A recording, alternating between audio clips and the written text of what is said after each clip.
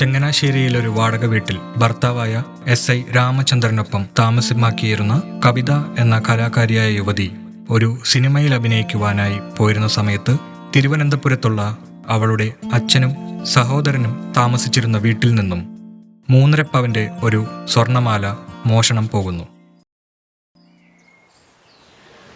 Anthology പടത്തിൽ കയറാൻ പോയി ടാപ്പിലായെങ്കിലേ കണക്കായി പോയി. നിന്റെ വീട്ടിൽ നിന്ന് കൊണ്ടുവന്ന കാശൊന്നും അല്ലല്ലോ. 10-20 കൊല്ലം കാട്ടാക്കട ചിന്തയിൽ കരിക്ക് കച്ചവടം നടത്തി കിട്ടിയത്. പെണ്ണുപിള്ളയായിരുന്നോ ചേട്ടായി? ഇല്ല, നിന്റെ അമ്മായിയമ്മ. ചൂടാവാതെ ചേട്ടാ, എൻ്റെ ഭാര്യയും കുറച്ചു മുന്നേ ഫോണിൽ വിളിച്ചിട്ട് നിഘണ്ടുവിലില്ലാത്ത കുറെ പദപ്രയോഗങ്ങളും നടത്തിയിരുന്നു. ഇത് നോക്കിയ സാറേ, ഇത് നമ്മുടെ സുന്ദർജി അല്ലേ? അതേന്നെ, സമൂഹ വിപത്തിന്റെ ചെയർമാനായി ഇങ്ങേര് ഒരു കല്യാണ പെണ്ണിന്റെ കഴുത്തിൽ താല് ചാർത്തുന്നു. ഇങ്ങേർക്ക് ഈ പ്രായത്തിൽ ഇതിന്റെ വല്ല കാര്യമുണ്ടോ? ചേച്ചി ഇത് കണ്ടോ?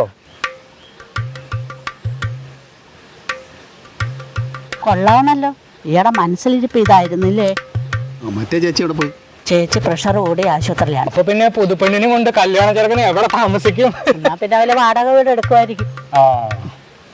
ഇപ്പൊ മാലമോഷണത്തിന് അന്വേഷിക്കാൻ പോലീസ് വരും. എന്ത് ചെയ്യും സാറേ? ചോദ്യം ചെയ്യൽ കഴിയാതെ ഇനി നമുക്ക് രണ്ടാൾക്കും അനങ്ങാൻ പറ്റില്ല. അത്ര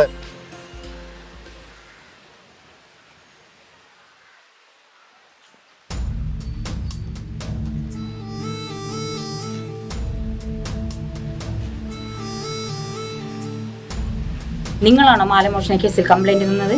അല്ല, അതെന്റെ ചേച്ചിയാണ്. അപ്പൊ നിങ്ങളാരാ? അനിയത്തിയാണ്.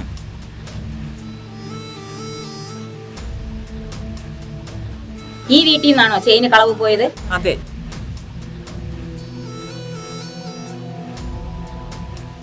വീടെല്ലാം അടച്ചു പൂട്ടിയിട്ടിരിക്കുന്നല്ലോ. മാഡം എവിടെ നിന്നാണാവോ? ഞാൻ പോലീസിൽ നിന്നാ. നിങ്ങളാരാ? ഞാനൊരു കലാകാരനായ കരിക്ക് വ്യാപാരിയാണ്, പുഷ്പ കാട്ടാക്കട. താനാരാ? ഒരു സിനിമാ മോഹിയായ കുന്നംകുളം ടൗണിലെ ഓട്ടോ ഡ്രൈവർ സാക്കി. വസന്തി, ഇതാണ് നമ്മൾ താമസിക്കാൻ വാടക എടുത്തിരിക്കുന്ന വീട്. വസന്തി നഹീഹും. മേരാ നാം വസന്തി. പതി പറ്റിയോ? നീ മലയാളിയല്ലേ കൊച്ചെ? എന്ത് പറ്റി സുന്ദർജി? ഒന്നും പറയണ്ടെന്റെ അനിയന്മാരെ, വിവാഹ പന്തലിൽ വെച്ച് മലയാളി മങ്കയാണെന്ന് വിചാരിച്ച് നിന്റെ കെട്ടിയ ഒരു ഹിന്ദിക്കാരിയായി പോയി. വനിതാ പോലീസ് എത്തിയല്ലോ. നിങ്ങളുടെ വീട്ടിൽ നിന്നാണോ 3.5 പവന്റെ മാല മോഷണം പോയത്? പക്ഷെ ആ വീട് തുറന്നു കിട്ടാതെ എങ്ങനെ തെളിവെടുപ്പ് നടത്തും? അക്കാര്യത്തിൽ ഞാൻ നിസ്സഹായനാണ് മാഡം. നിങ്ങൾക്ക് ആരെയും സംശയമുണ്ടോ?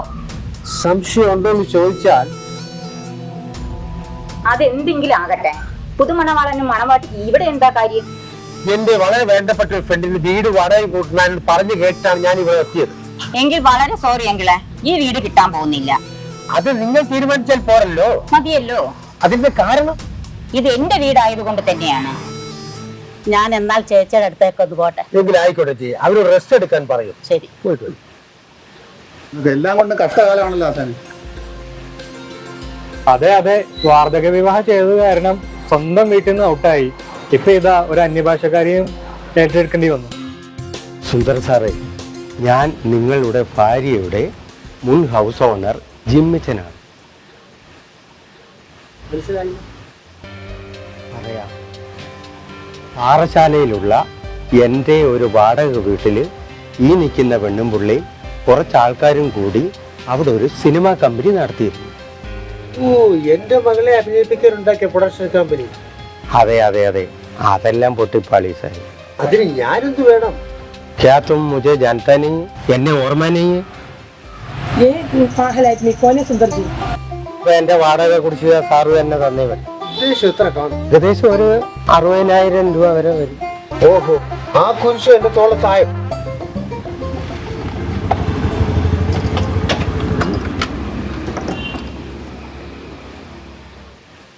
അവര് കടന്നു കളഞ്ഞു ചേച്ചി.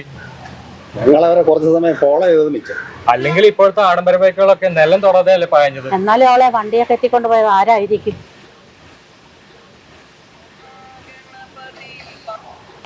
ഹലോ, ആ എന്താ ചേട്ടാ? ആ ഇവിടെ ഉണ്ട്, കൊടുക്കാം. സുന്ദരൻ ചേട്ടൻ. എന്താ സുന്ദർ സാറേ? സത്യാണോ? ആ ശരി ശരി. നവവധു നമ്മുടെ സുന്ദർ സാറിന് തേച്ചിട്ട് കാമുകന്റെ കൂടെ ഒളിച്ചുകൂടിയെന്ന്. സുന്ദർ സാറിന്റെ മൊബൈലിലേക്ക് വന്നിട്ടുള്ള ഫോട്ടോ മെസ്സേജ് ഇതായി ഫോർവേഡ് ചെയ്തിരിക്കുന്നു. കമിതാക്കൾ ഇപ്പോൾ റെയിൽവേ സ്റ്റേഷനിലാണല്ലോ. हम अब औरा एक्सप्रेस का इंतजार कर रहे हैं. എന്താ വെച്ചാ? ഞങ്ങൾ ഇപ്പോൾ ഹൗറ എക്സ്പ്രസ് കയറാൻ വേണ്ടി ഓ കാത്തിരിക്കുകയാണ്. അങ്ങനെ.